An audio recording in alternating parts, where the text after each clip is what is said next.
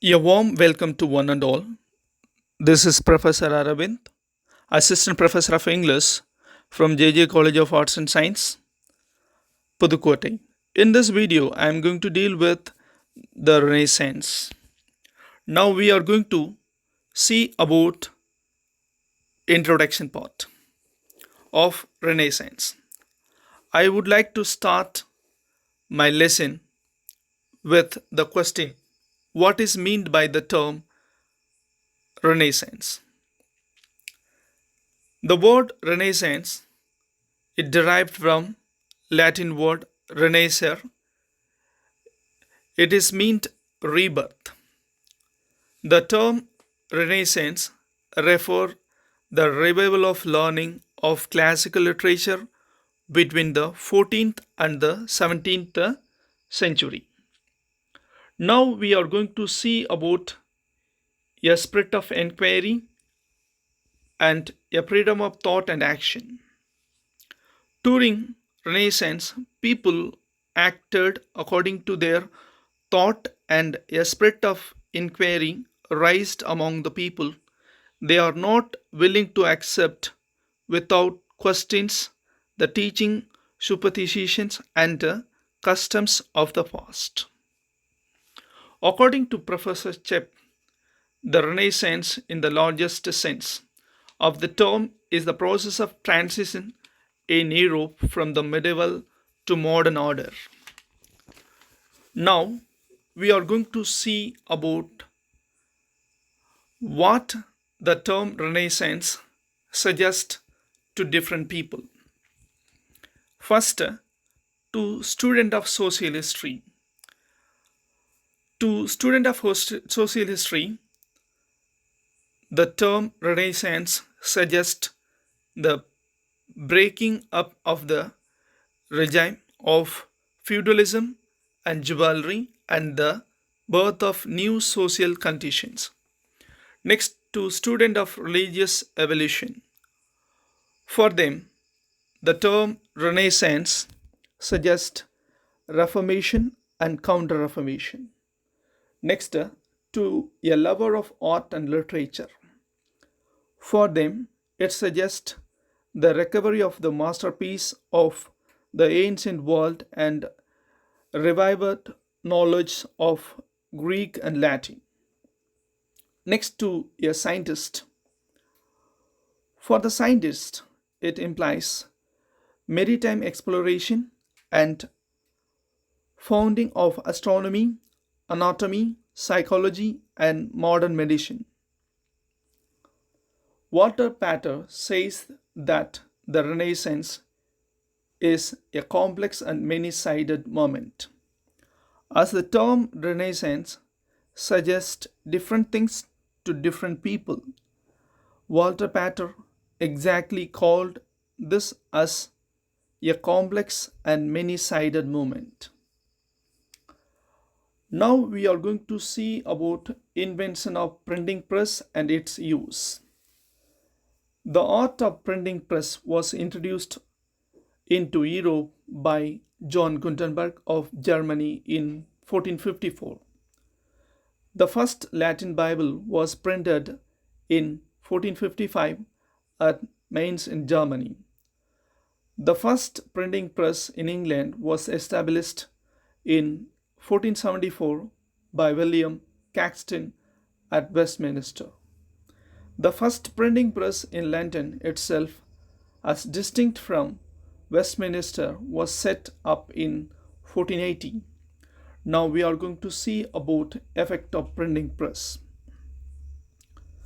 Due to the invention of printing press, people were able to get the books in a cheap rate and plenty of books were available.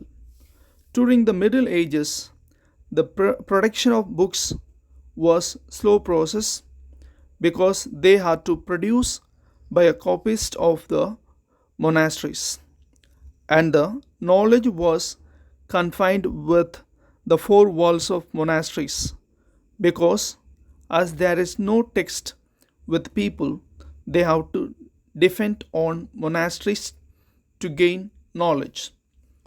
So With the invention of printing press, knowledge could spread far and wide, which in turn created the questioning attitude to the people. Now we are going to see about the scientific invention and its impact. Now we are going to see about the invention of mariner's compass. With the invention of mariner's compass, the sailors could undertake longer voyages. Before this invention, navigators were not able to think of longer voyages due to unknown dangers. When the compass came into use, the exploration of distinct sea became possible, and with its use, the people were able to find the accepted ideas of the world's shape and size were false. Next, we are going to see about invention of telescope. After the invention of the telescope, observers could now scan the sky. Before the invention of telescope, it's impossible to have clear views of planets in the sky. The beginning of the science of astronomy marked with the use of telescope by Galileo Galilei. With the help of solar system, the people could realize the true positions of Earth, and former teaching on this matter were discredited. Now we are going to see about fall of Constantinople and exodus of Greek scholars. In 1453, Constantinople is captured by Turks. After this, there was a regular exodus of Greek scholars into Europe. The scholars were welcomed, and their presence gave the new energy to the people of classical learning and culture among the Italians, French, and English. Now we are going to see about beginning and effect of Renaissance in different nations. Renaissance in Italy. In Italy, Dante, Petrarch, and Boccaccio prepared the ground for Renaissance. In 1936, the Greek language was taught by Greek scholars to the Italians. After the fall of Constantinople, which is known as eastern capital of Roman Empire, most of the greatest scholars fled from there, and they followed the existing trade routes. Finally, they reached Italy. When the Greek scholars reached Italy, the Italian states were ruled by the despots who competed with one another. The rulers invited the scholars to their states, and they turned as patrons of literature and art. Thereafter, the study of the language and literature and philosophy of Greece became the passion of Italian people. Next, Renaissance in France. In France, we could see the effect of Renaissance through the lyrical poetry of Ronsard and the prose work of Francois Rabelais. Montaigne also contributed through his scholarly essays to bring up Renaissance in literature at France. Next, Renaissance in Spain. In Spain, the literary glory of Renaissance rests with the glory of Cervantes. He wrote Don Quixote. It is known as epic novel, originally published in two parts. The first part published in 1605 and second part in 1615. It is often labeled as the first novel and one of the greatest work ever written. Don Quixote is also one of the most translated books in the world. Next, Renaissance in England. In England, the seed of Renaissance sown by Geoffrey Chaucer, and he had contacts with Italian writers like Dante and Boccaccio. Even though he took the initial step for the beginnings of Renaissance in England, a good start given by three Oxford scholars. They are Thomas Linnaeus, William Grosin, and Huck Latimer. All the three were studied in Italy and they taught Greek at Oxford University. St. Paul's Grammar School, founded by John Colet. It is the first school in England. It was completely devoted to the study of classical literature. William Lilly became the first headmaster of the school and he prepared the Latin grammar book. It was remained the standard textbook for 2 centuries. During the Renaissance, England was ruled by the following kings and queens. They are Henry VIII, Edward VI, Mary Tudor, and Elizabeth, and they started few schools touring their region. Now we are going to see about Renaissance was an age of translations. In this age, the works of Virgil, Ovid, Cicero, Demosthenes, and Plutarch all were translated into English. Even though some of the books of classics read in their original language, the period of Renaissance is known as the Age of Translation.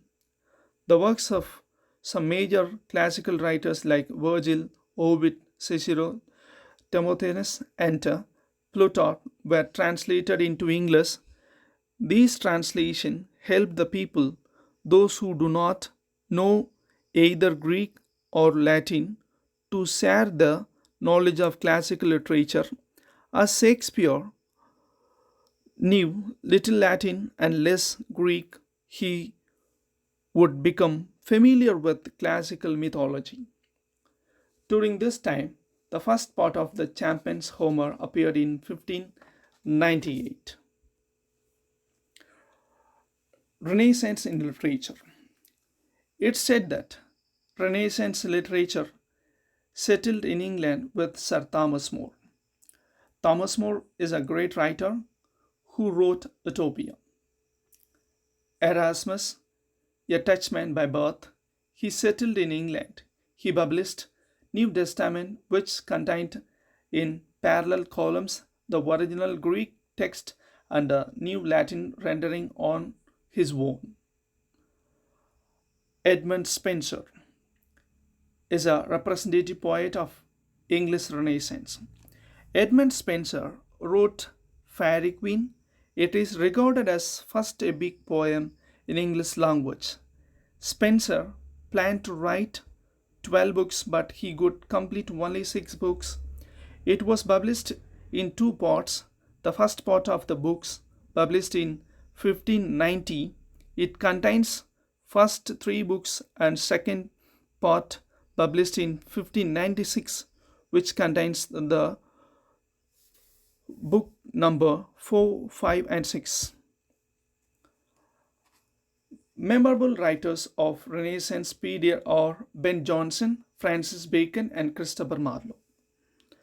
Ben Jonson played a vital role in the development of English drama.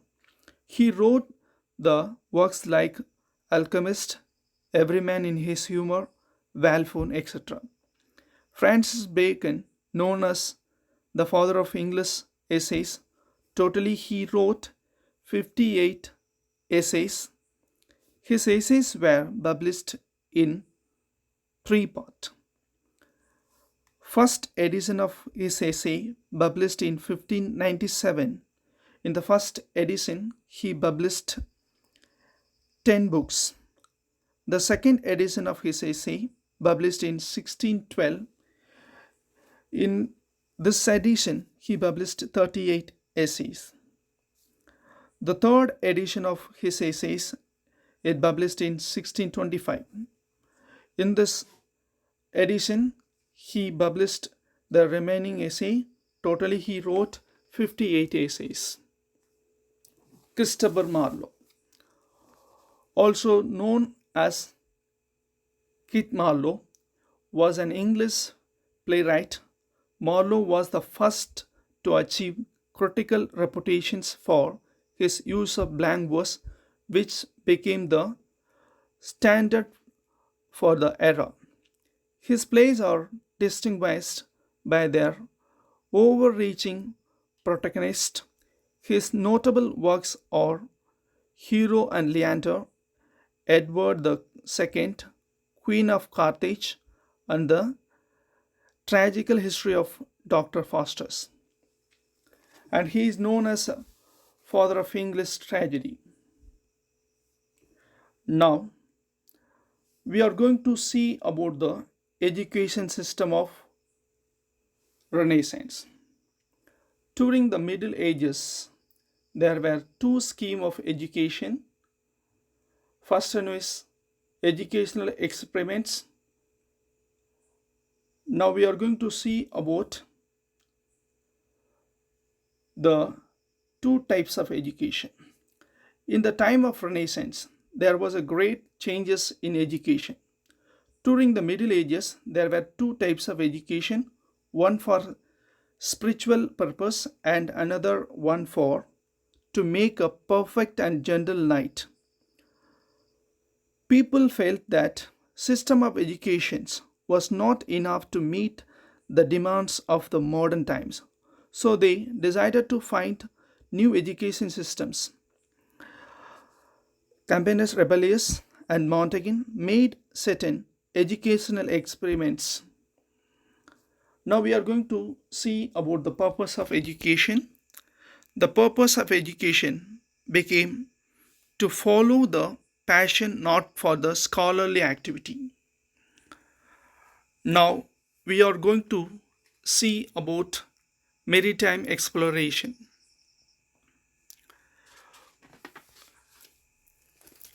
With the help of mariner's compass, Columbus discovered the continent of America in 1492. Next, Vasco da Gama reached Calicut on the west coast of India through the Cape of Good Hope in 1498. Maclean set out on his exploration of the Pacific Ocean in 1519. In 1521, he reached Philippines, but unfortunately he was killed. His lieutenant, Sebastian Tel Cano, returned to Spain in 1522, having completed one of the greatest feats of history, the first circumnavigations of the world. Now we are going to see about the cosmology taught by Ptolemy and Copernicus. Throughout the Middle Ages, the world accepted the cosmology taught by Ptolemy because he said that the earth was the center of the universe. Towards the middle of the 16th century, Copernicus from Holland discovered that the sun was the center of the universe. Now we are going to see about Renaissance in religion and impact of Bible translation. First, we are going to see about Reformation. Martin Luther is considered as a leader of Reformation movement. The Reformation was the start of Protestantism and the split of the Western Church into the Protestantism. It is also considered to be one of the events that signified the end of the Middle Ages and the beginning of the early modern period in Europe. Next, we are going to see about Counter-Reformation. The Counter Reformation, also called the Catholic Reformation or the Catholic Revival, it was the period of Catholic regenerance that was initiated in response to the Protestant Reformations. It began with the Council of Trent and largely ended with the Council of the European Wars of Religion in 1648. Next, we are going to see that Old and New Testament of German by Martin Luther. Martin Luther King translated the Old and New Testament of Bible into German language. Next, English rendering by William Tyndale of Erasmus. William Tyndale has translated the Bible of Erasmus into English language. Now we are going to see about Renaissance in art. Michelangelo, Raphael, Leonardo da Vinci. These three people made some remarkable attempt in the field of art during Renaissance period. Michelangelo is noted for the statues of David and Moses. He created the sculpture of Virgin Mary holding dead body of Christ on her lap. As a painter, he painted the picture of the Last Judgment in the walls of the chapel. As a poet, he has written some sonnets. Next, Raphael. Even though Raphael lived for a short period of time, he painted a number of magnificent pictures. From them, the picture of Madonna is notable one. Now we are going to see about Leonardo da Vinci. Da Vinci is noted for the picture Last Supper. He painted it in the refectory of Maria del Grisi in Milan. Thanks to one and all.